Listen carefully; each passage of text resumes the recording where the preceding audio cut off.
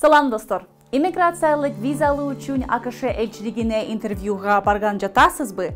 Анда кошолуңуз. Бул видео сиз үчүн. Интервью күнү кайсы документтерди алып келүү керектигин түшүндүрөбүз. Бул процесс оңой.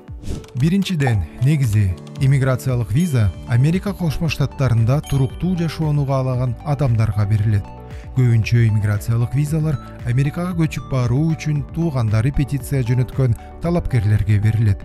Петиция кабыл алынгандан кийин талапкер интервьюга АКШ элчилигинин консулдук бөлүмүнө келет. Интервьюдан мурун консулдук бөлүм сизге электрондук кат жөнөтөт. Бул спам эмес, өчүрбөңүз. Электрондук кат интервьюга эмне алып келүү керектиги жөнүндө маанилүү маалыматты камтыйт. Келиңиз, сизге эмне керек экенин билүү үчүн ушул электрондук каттардын бирин карап көрөлү. Петицияны ким бергенине карабай, бардык иммигрант виза талапкерлери интервьюга төмөнкү документтерди алып келиши керек. Жарактуу, мөөнөтү бүт элек паспортуңуз. Кеминде 6 ай мөөнөтү болушу керек. 2-1 түстүү 5x5 см өлчөмүндөгү акыркы 6 айдын ичинде тартылган ак фондогу сүрөт, көз айнексиз. Сиздин туулгандыгыңыз тууралуу күбөлүктүн түп нускасы.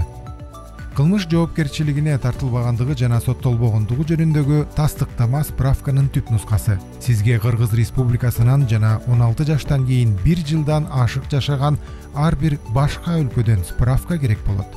Эгерде сиз аты жөнүңүздү же фамилияңызды өзгөрткөн болсоңуз, анда справкада учурдагы атыңыздан тышкары мурунку ысымдарыңыз да камтылышы керек. Бардык эркек талапкерлер үчүн аскердик күбөлүк түп нускасы. Аял талапкерлер үчүн эгер тиешеси болсо. Интервью учурунда сизге бир суроо берилет. Сиз аты жөнүңүздү же фамилияңызды өзгөрттүңүз беле? Эгер жооп ооба болсо, аты жөнүңүздү өзгөрткөндүгүңүз тууралуу документтериңизди алып келиңиз. Азырынча кандай болуп жатат? Документтериңизди иретке келтирип жатасызбы? Абдан жакшы. Эми сиздин конкреттүү виза туруңуз үчүн кошумча талаптарды карап көрөлү.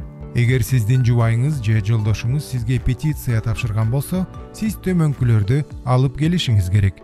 Сиздин нике күбөлүгүңүз жана мурунку мамилелерден ажырашуу же өлүм тууралуу күбөлүк. Эгер сиздин өгөй ата-энеңиз сизге петиция берсе, анда төмөнкүлөрдү алып келиңиз. Ата-энеңиздин нике күбөлүгү. Америка Кошмо Штаттарындагы балдарына көчүп бара жаткан ата-энелер жөнүндөчү, апалар жана аталар дагы төмөнкүлөрдү алып келиши керек. Эгер тиешеси болсо, анда алардын нике күбөлүгүнүн түп нускасы. Эгер тиешеси болсо, анда мурунку никеден ажырашуу же өлгөндүгү тууралуу күбөлүк жана баланын туулгандыгы тууралуу күбөлүктүн түп нускасы же күбөлөндүрүлгөн көчүрмөсү жана балаңыздын аты жөнү өзгөртүлгөндүгү тууралуу документтер. Эгер балаңыздын аты жөнү нике аркылуу өзгөрүлсө, анда аны көрсөткөн нике күбөлүгүнүн көчүрмөсү кабыл алынат. Көбүнчө ата-энелер баласынын туулгандыгы тууралуу күбөлүктөрүн интервью учурунда алып келишпейт. Бул катадан качыңыз. Балдарыңыздан аны интервью алдында сизге жөнөтүүнү сураныңыз.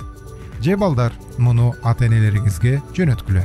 Иммиграциялык виза боюнча интервью күнүнө даярдануу боюнча бир нече кеңештерди билгениңиз келеби? Бизде сиз үчүн бир аз кеңеш бар. Интервьюга чейин петиция берген адамдан иммиграциялык визага керектүү бардык документтерди сканерлеп, сиздин кейсиңизге жүктөөнү сураныңыз.